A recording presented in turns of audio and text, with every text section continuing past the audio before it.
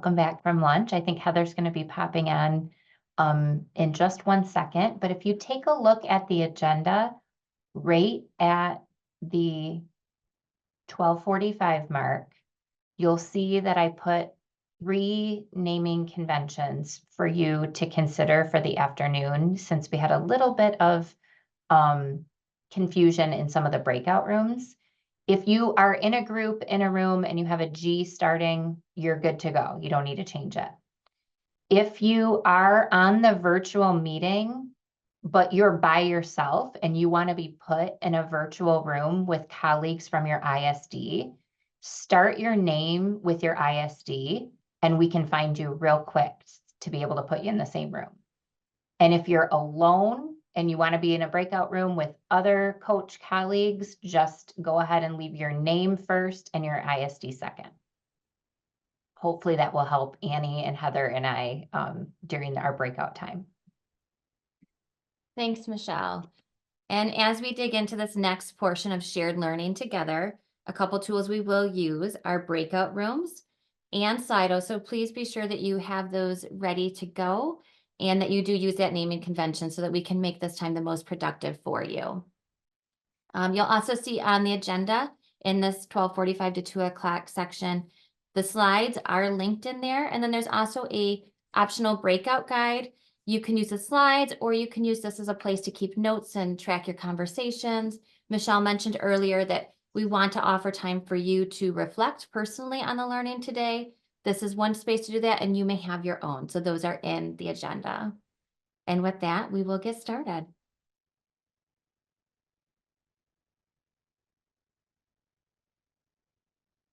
All right, so today we're going to be thinking about thinking traps through the lens of literacy specifically. And I wanted to start with why have this conversation and thinking about 3 things, starting specifically with coherence.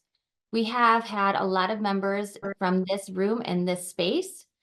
We've also heard from people and participants in our leader series, as well as people that might sit on the ELA ISD content group or a science content group or math, and even local staff at a local district that have questioned and asked about some of the learning we're going to do today and said, can we have some coherence? Can we have some shared language there? But many of you in this room have brought that forward. It also matters when we think about coherence vertically. So if our teachers are hearing this language, we want the same language with our teachers, our principals, our administrators, and our ISD colleagues. We should all be using that same language to help those that we work with on a day-to-day basis. We also know that research matters. And not only do we rely on the essential practices for classrooms, but we lean into the organizational practices and the coaching practices about where and how to spend our energy. And we also rely on researchers like Dr. Allison Fox-Resnick, who we'll hear a snippet from later in this presentation. And research tells us the things that we're going to look at today. Beyond that, frameworks matter. Frameworks and structures and systems allow for shared vocabulary, and it allows us for more shared thinking and collaboration around common goals. And it opens up our energy to focus on the things that matter because the frameworks, the structures, the vocabulary are there. And we have that to build with. And in this instant, we're going to have that to be able to work with our colleagues in different content areas, and the teachers will hear that same vocabulary used. So for some of you, this is a step, this is just one small step into this journey towards cohesion. We've been taking steps all along the way, and this is just one more step. For some of you, this picture is here because for some of you, this is going to be brand new, and you might look like the character on the right, where it's going to feel a little heavy and you're thinking through things and re-examining some of the practices that you've done, either as an individual or a building or a school.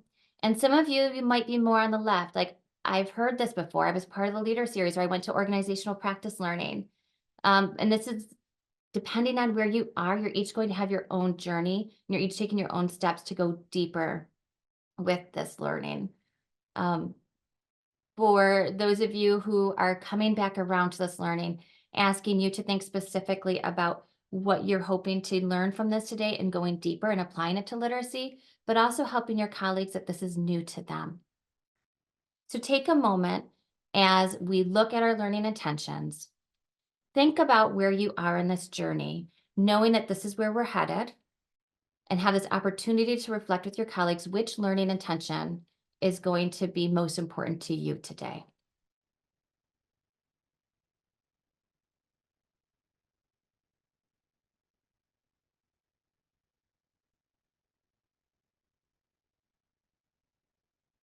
Right. And I'm hoping that as you move into those breakout rooms today, and as you hear this messaging, that we take that reflective stance and deepen our understanding around that learning intention that's most important to you. And with that, I'm going to introduce my colleague, or all of our colleague, Rusty Anderson. He is the MAISA Early Math Professional Learning Project Director. He is an amazing colleague for us to have, and we are fortunate to have him here with us to help co-present in this. Math has been heavily embedded in this work. They've spent a lot of time and sweat and tears learning and talking and breathing into this work. And so he is going to launch this with us as a network for this shared learning. Rusty, if you'd like to start. Thanks, Heather. Good afternoon, everyone. It's so cool to see so many familiar faces and names on the screen. If we've yet to meet, like Heather said, I'm Rusty Anderson. I support some of the math work that we have going on across the state through MAISA. My role this afternoon will be short and sweet, at least we hope. I'll be able to share a tool that we've found helpful in the math work, and you all are going to have time and space to think about how that tool might also support you all as you do work in literacy. So we'll go ahead and dive in.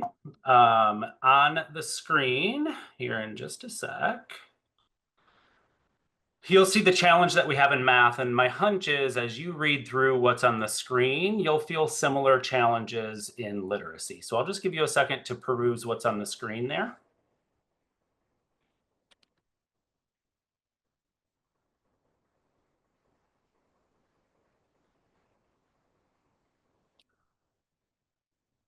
Supporting transformation of teaching and learning across Michigan is a huge task. I know I'm preaching to the choir when I say those words, but just acknowledging the importance of intentionally designing implementation of a statewide system and the challenges that come along with that. And so what we're going to introduce throughout this next chunk of your agenda, like I said earlier, is a tool that helps us on the math team as we do statewide math work, reflect on the things that we're doing, and then also iterate forward, throw away things that aren't working for us or the field, and ideally find new ways or iterate new ways of working into the future.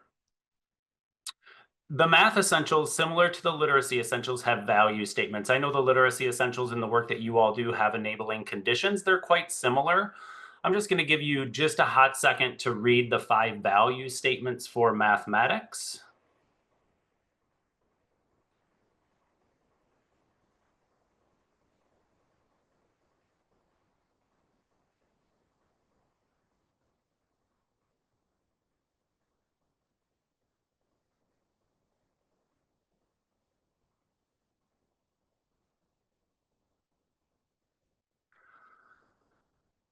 What's probably clear as you read these value statements, and you also are at the same time comparing it to the enabling conditions for the literacy essentials, is that this is a significant change to the ways that we're thinking about teaching and learning mathematics and literacy across the state. And our work as we do this system level work is to think about how can we make sure that these value statements come to life in the teaching and learning for the children in Michigan.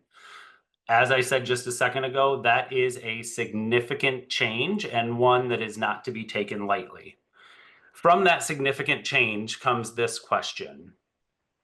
There have been, as you all know, again, preaching to the choir, decades of change efforts, and many of them have resulted in outcomes that were not the desired outcome. So how can we, as literacy leaders and math leaders in the state, make sure that this isn't just another attempt to put forward this new vision, but yet ending up in everybody basically doing the same thing that we did a decade ago. And so I think that's the huge challenge that all of us are facing. I know we're all right in the messy part of that now. For literacy, you all have been doing this work a little bit longer than us in math, but it's not a year to year project. This is long-term change and it takes a long time. So I think for all of us, knowing that the changes that we're hoping for are significant, how can we make sure that this is not just a project that leads into something that is basically everybody just falling into patterns of the past? And so our question for all of us is on the screen. Take a second to read that.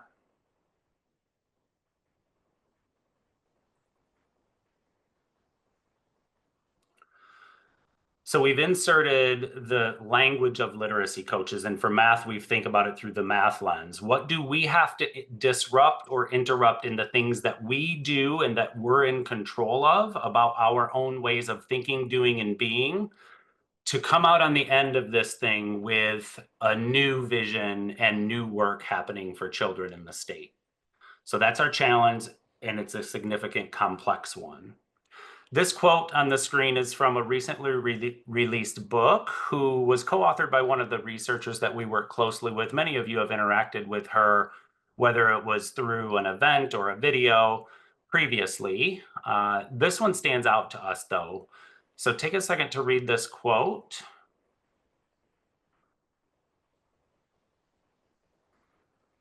The thing that stands out here is that I think we're all in the same boat, that we want something different for our students. And I know you all are working every single day to make that happen. And the second part of this quote is one that I think will just continue to carry forward throughout not only this time this afternoon, but in continuous conversations as we move forward. We have to be the people to change the things that we're doing if we want different outcomes for kids. And it's not just us on this call, not just us who we talk to, it's every single layer of the system who have to think really, really hard about their roles and shift things within their roles to get to more productive places. So it's not about teachers, it's not just about kids, it's not just about coaches, it's not just about ISD leaders, it's about all of us, myself included, and reflecting hard about the things that we're doing and how we might need to shift the ways of working to reach better outcomes. So we'll hold this quote as kind of a pattern or a theme for all of us as we reflect on the work that we do, utilizing this tool that I'll introduce here in just a second. Prior to that, I think it's important to name some of the obstacles and barriers that you all run into every single day. So we all have grand plans of practice change and this transformational learning experience on behalf of kids in Michigan. But then things hit the fan, real life happens. So what pops up on the screen are some of the things you run into. I know the list is much longer than the couple that will pop up. You have a lot going on. All of us wear 7,000 hats. I think that's pretty clear and evident. Our work in education very, very rarely gives us the time to think through the decisions that we have to make. We're often, by the system, pushed to make really, really quick decisions without opportunities to collaborate or think it through. We are in a people business. Everyone is different and everyone's needs are different. So knowing that the complexities of dealing with people is another piece of the puzzle. And the systems that we're in are the systems that try to preserve themselves. So know that all of the work that we do are always put up against, well, that's not how we've always done it, or that's not the way we do it. And so change takes time and change is hard. And so these things make it really, really easy for us to have grand plans of change, but for the system to continually push us back into the old ways of working. So just naming again for us, like, it's complex work because the change is hard. It's a huge shift. And also the system isn't supportive of change that we're all working in. It constantly pushes us back and pushes us back.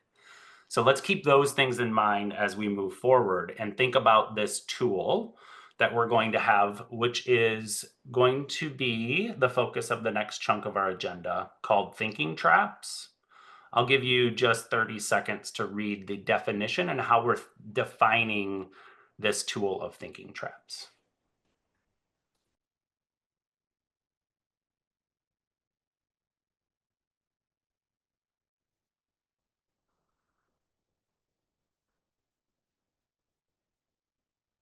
So thinking traps, in short, are the things that we fall into that often the system pushes us into that are not effective or are unproductive. These things are the traps that we are trying to not fall into. So it's what we cannot do and what will not work. So we're utilizing thinking traps as a lens for us and as a tool for us to be able to name the specific things that we are currently doing that are not effective or productive for either us as a coaching network or for those that we serve in the buildings and classrooms across the state. Let's take a look at a couple of examples of what this might be. Before we do that, though, I'll kick it to Heather, who is going to speak a little bit to what you see on the screen. Yeah, so just to put us in the frame of mind of where we're headed, as a network, the challenge in front of us is how do we disrupt the following two prevalent thinking traps that can inhibit our progress and our district's progress? We're going to look at two throughout today, and that's how I'd like you to take that lens. As I'm asking you to think about it as a challenge. How can we, what is our role to help disrupt the thinking traps that we'll dig into coming just ahead? Thanks, Heather. So we have a couple thinking traps that we'll name as examples that we found helpful in the math work, and we'll give you a chance to think about them through the literacy work lens. There's a long list of what they could be, but we'll just focus in on a couple to get started. Here is an example of a trap. I'll read it for all of us. Viewing change as a kid learning challenge rather than an adult learning challenge. Take a second to think about what that might mean.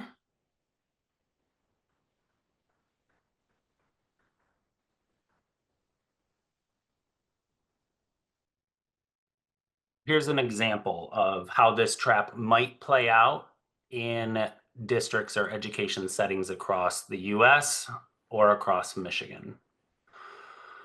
Oftentimes, educators and educational systems are pushed to think about children and fix the kids based on where they're at. And so oftentimes we'll put in a new program for intervention or small group, or the list goes on, that basically is trying to fix the children without ever thinking about how the educator learning space changes to support what kids might need. So oftentimes in education, not us in the room or on the virtual call, but outside of this room, usually think about the kids and don't do much at all to change the adult learning spaces. So that's one example of what this might look like. Another example on the screen. As we're designing professional learning, oftentimes outside of this room, people might be telling teachers what they need to do better to support children, but not necessarily engaging them in the intricate work of actually doing that. So we're telling teachers how to stop telling so much, which is kind of a nuance of not modeling what exactly we hope is happening across our classrooms. Let's take a second, and I'm going to kick it to Heather here, but what you're basically going to have a chance to do is to think about trap one through your context, through the reflection questions that are on the screen. Heather, feel free to summarize any things that I might have missed, and then also create a little additional clarity in the process. I appreciate your approach to thinking traps and bringing us along with the journey that you have been on and helping to introduce this. As we go into breakouts, we're going to try to keep you in similar groupings, but also match if you've used that naming convention. If you were coming in a little bit late after lunch, please see the naming convention in the agenda. We're going to break up. What I'm asking is that the person with the first name in the alphabet be the timekeeper. And you're going to have about 4 minutes for each of these questions that you see on the slide. They are also in that optional breakout guide that's linked into the agenda. And then in the last 2 minutes, I will be launching a Slido that we would like you to capture the essence of your conversation around. So that will be launched, and we would love that feedback, and we'll look at that as we come back together. Welcome back to the room. We can see some of the answers coming in around some of the traps that we find, lowering our own expectations, whether that's for staff or students, that the coaches contribute to this. There was a lot of conversation around that. I do want to acknowledge as we move on to the next piece, and you guys can see these as they're coming in and you can see the trends. I do want to acknowledge that when Michelle said at the beginning that we're going to look for some grace, this is the breakout rooms is obviously a place where we are having some difficulty, and we're starting to look at different ways to do this for next time. So we do understand that this was not ideal in working to make this better for next time.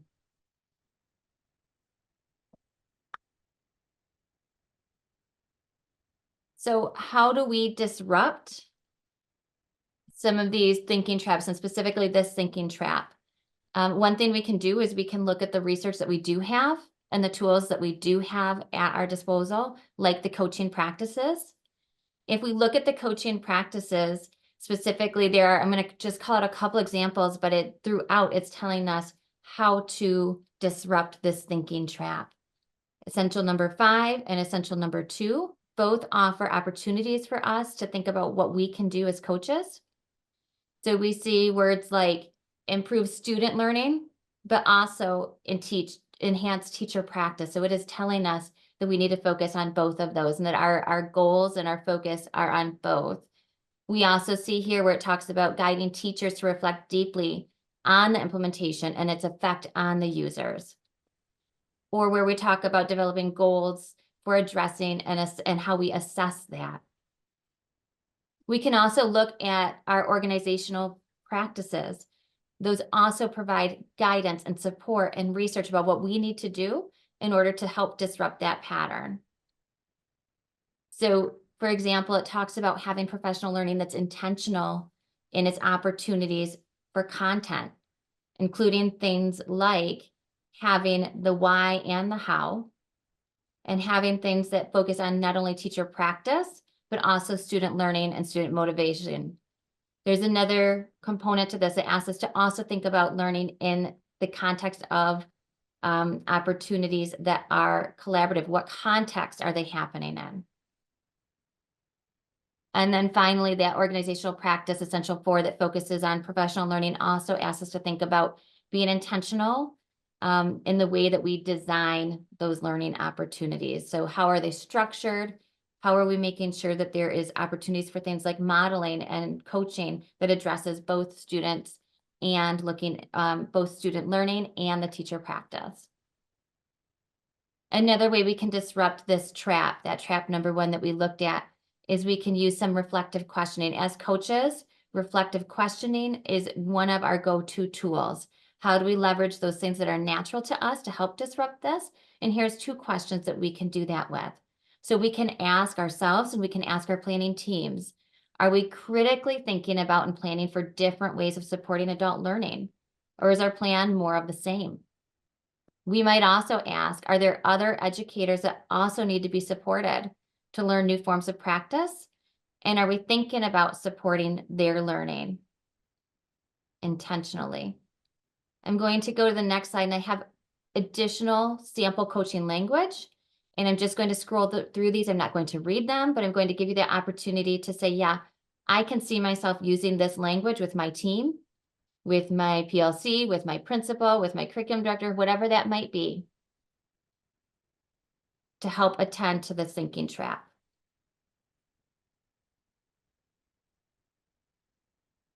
All right, we're going to move into our second trap. So the second trap we'll look at today, and again, these are ways that we don't even realize sometimes that they're ways of thinking that are embedded in our systems that we often don't even recognize unless we are intentional about looking for these traps. The second one is, if we design, explain, and deliver high quality resources and one-off it experiences, change will happen. kind of looks like this. Somebody, a teacher, a principal, a coach doesn't have it. The perfect thing is delivered, and then magically they have it. So examples of this might be for students. They get a perfect lesson. Voila, they have it. For teachers, sometimes we think we just give them the new curriculum and everything is solved. All they need is a new textbook. All they need is a new resource, and they have it. Another example. We might work really hard on planning that 90-minute PD. And sometimes we walk away hoping that that's it. That's all we need is that one 90-minute PD. And our teachers will walk away and they're going to have it. They're now going to be able to do small group. They're now going to be able to have that perfect read aloud. And all of our students are going to grow. But we know it's much more than that.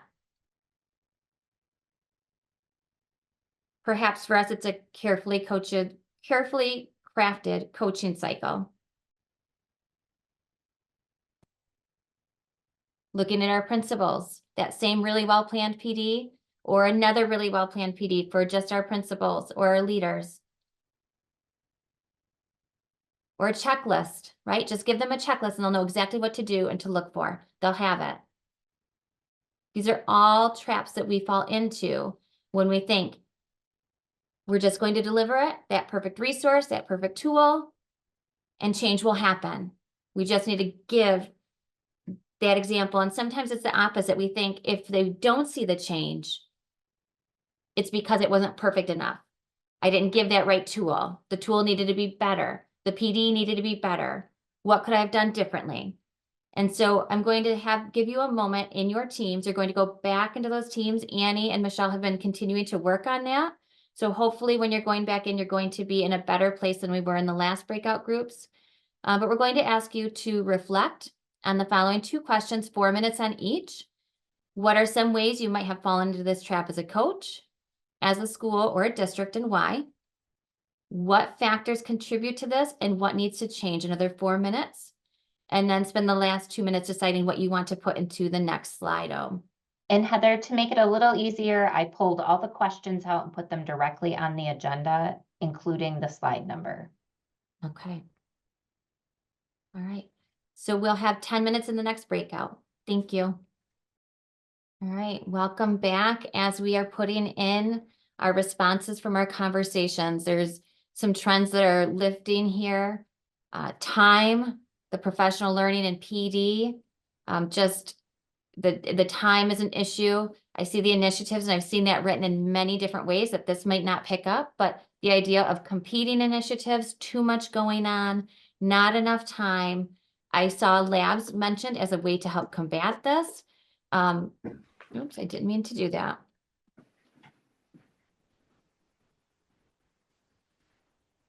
So lots of thinking around both ways that contribute to this, but also ways that we can start working towards changing that. As we move on a little bit, I'd like to talk about something that we can do that can help us, some tools and some language that can help us combat trap number 2. So sometimes we have this expectation on things. I'm sure you've seen these memes, like New Year's resolution, the expectations we're going to run every day, but reality is this, right? Or I'm going to go lay in the grass, but then you get attacked by bugs, right? We've got this great vision of what we think is going to happen. And then we have this reality, right? I think we look like this. Sometimes as a parent, I feel like I do this with my kids. I'm like, we're all going to go skiing. It's going to be amazing. And then all of my kids are like on the ground crying. And it just, expectation and reality are not quite the same. We see that a lot in life, right? We also see that in professional learning. We like to think that the people that we're working with and we're training, or even for ourselves, that we're going to learn something right here. We learn it and we've got it. And all we do is just get better and better and better, right? Clear trajectory.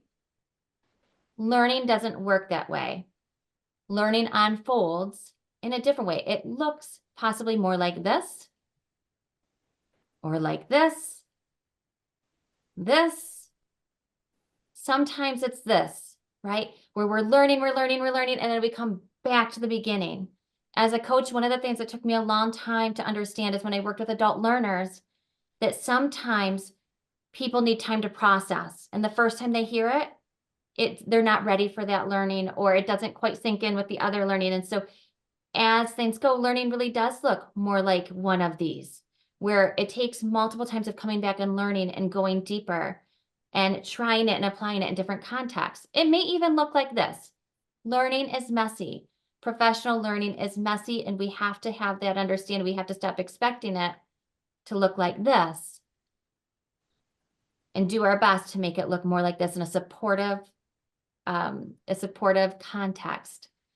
And we're going to hear from Dr. Allison Fox-Resnick in a minute to hear a little bit more about how the roles, events, routines, and tools, and taking those into consideration, how they all work together with embedded in an inquiry community along this pathway in a greater context can help us to get to the goal for adult learning. And Dr. Allison Fox-Resnick is amazing at introducing this and talking about this. So we're going to watch her for about 3 minutes introduce these terms right here that you've seen us start to use and that we're looking to use as a network, as well as thinking about how learning unfolds.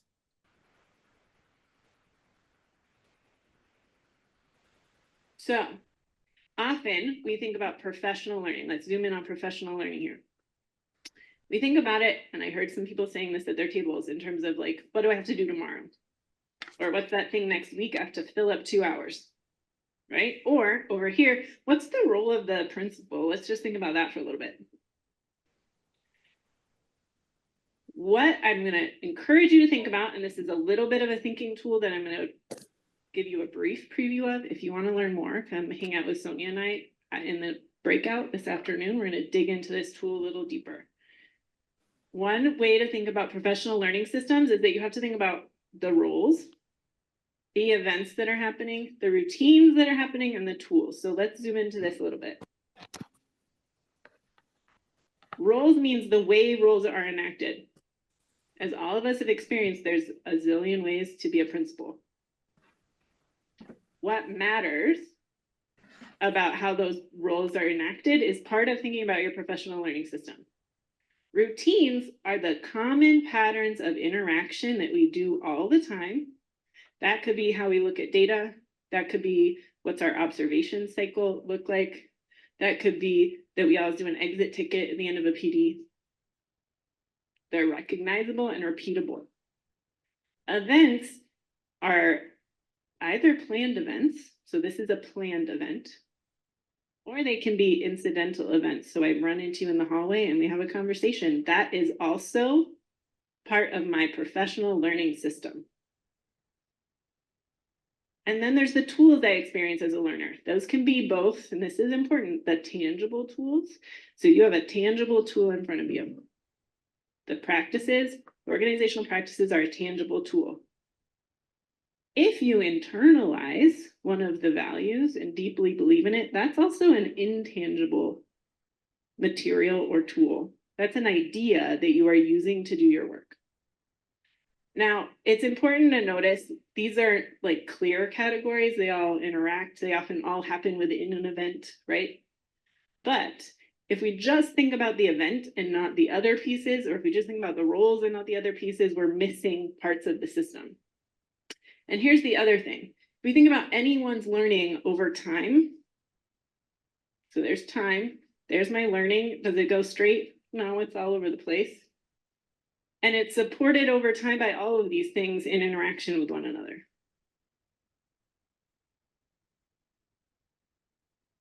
But we're still missing a piece that often gets forgotten here.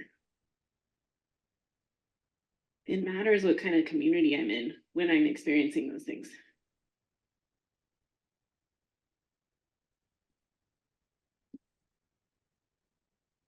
If I go to a super amazing PD on how to do something different in my classroom, but my community in my school makes me feel like there's zero way I could take a risk and do something different, there's no way I'm doing it. If something's hard and I don't feel like I can talk to my colleagues about how it's hard and how they're problem solving that, there's no way I'm doing it. So This is one way of representing a lot of different research on what actually supports professional learning. So often we think. All right. So while for some of you, this is brand new learning. For some of you, you may have been in the room to hear that exact session. But today is really for all of us to come together as a literacy coaching network and to have some conversation around these tools that can help us, this idea, this framework of how we can use roles, events, routines, and tools in not only our own network, but also with those that we work with. And you may have noticed that Michelle started us off by using the words routine and tools, and we've continued to use that today, and we'll continue to build on this idea and this framework of how roles, events, routines, and tools can support our own learning and those that we invest in. So with trap number 2, for any goal we have, how do we disrupt this? We disrupt by planning for learning across time and across parts of the system. How do we engage and design in a system that thinks about both time and all the parts of the system? So for example, here we're looking at our coaching network. You can see that some of the tools we have are the MDE coaching model or our coaching tools like the protocol from Now, professional text that we've used, modules. We have the roles that are in the room. So I'm not going to go too deep into this, but all these pieces are working together to create, and our goal is a strong, aligned, knowledgeable, and supported coaching network. Over time, in an inquiry community that's a safe, supportive community, within the context of our state and your ISDs, we want to grow this safe space and continue that cohesive feeling. And we know that we have work to do. We know that we're starting this conversation, and we're only going to get better at putting these things together and continue to grow. And there's so much that we've done well already. Take a moment just to think about your own context, one professional learning that you have done, and what are some of those roles, events, routines, or tools that went into that professional learning that you've provided or been a part of.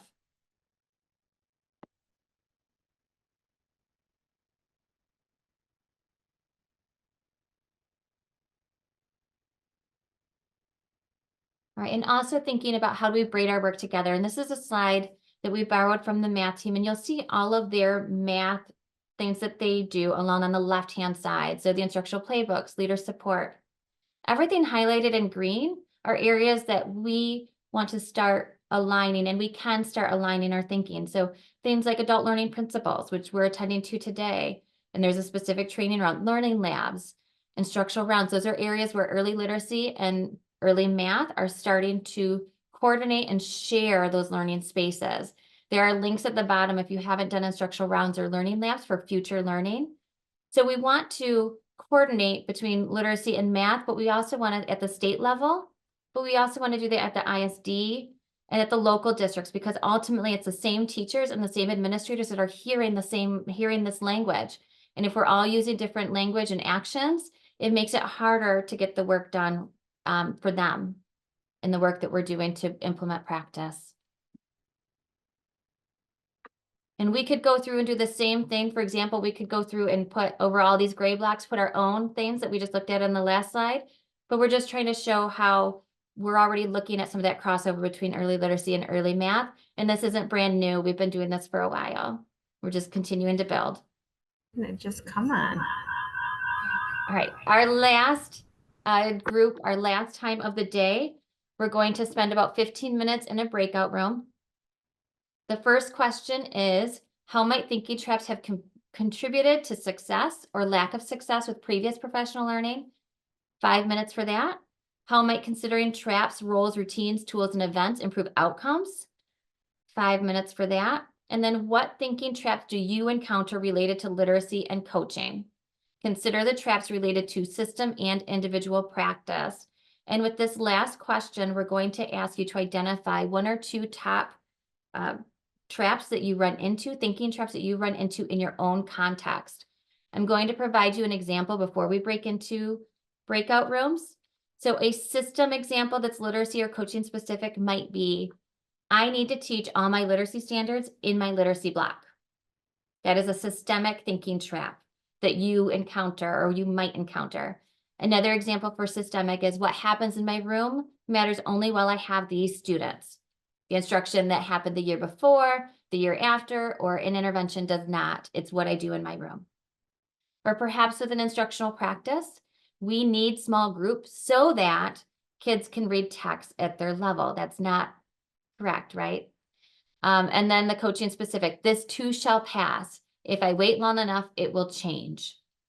These are things that we might run into literacy specific or coaching specific. So that last question, that's where we'd like you to think. What do you run into? All right, we're going to open up the breakout rooms for 15 minutes. We will adjust our break because we'll go slightly over. Okay, again, the questions are on the agenda. I'm reopening the same rooms, and hopefully we've got everybody settled in where they need to be.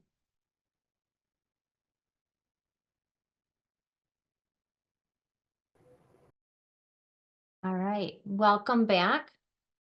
As we wrap up this part of the session, seeing a lot of the answers come in, and some themes that I'm seeing are things around time, models for coaching and professional learning, a vision of what that means and looks like that includes everyone, mindset specifically when it comes to children and what they can or can't do.